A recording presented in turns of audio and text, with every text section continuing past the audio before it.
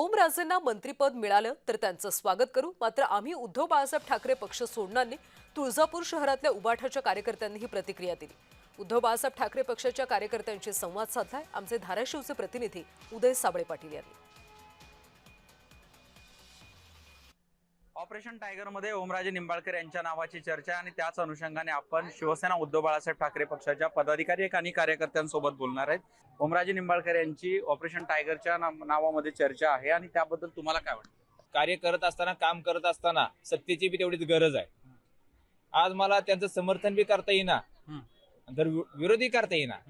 आता खासदार साहेबांनी आम्हाला तेवढं प्रेमी दिलेलं आहे आणि पक्षाशी आम्ही एकनिष्ठ राहिलेले कार्यकर्ते सुद्धा आहेत। नाही, आम्ही शिंदेकडे जाणार नाहीत। दादाचं तिकडे गेले, दादांना जर समजा केंद्रातलं मंत्रिपद जरी दिलं तर त्यांना शुभेच्छा आहेत, त्यांचं स्वागत आहे। परंतु आम्ही शिवसैनिक, बाल शिवसैनिक आहेत, आजतागायत शिवसैनिक आहेत। आम्ही मातृश्री हिंदू हृदय सम्राट बाळासाहेब ठाकरे यांच्या पक्षाशी आम्ही एकनिष्ठ शिवसैनिक राहणार आहोत। 70% लोक ओमराजे मागे, 30% लोक असतात। आता लोकांच्या तोंडाला हात आपल्याला लावता येत नाही ना।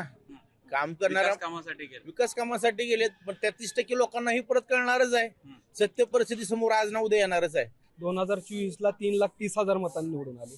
हा लोकांचा जो विश्वास वाढत चाललाय ओमदादांवर, त्या लोकांच्या विश्वासाला तडा न जाऊ देता त्या लोकांचे कामं, त्या शिवसैनिकांचे कामं पूर्ण करण्यासाठी आज ओमदादा तर सत्तेत जात असतील तर तुळजापूरकरांचा आणि सर्व शिवसैनिकांचा ओमदादाला पाठिंबा असणार। गोरगरीब जनता ही सर्व दादांच्या पाठीशी उभी आहे। लोकसभेलाही दादांच्या पाठीशी उभी राहणार आहे, भविष्यातही राहणार आहे। उदय साबळे पाटील, जय महाराष्ट्र, तुळजापूर, धाराशिव।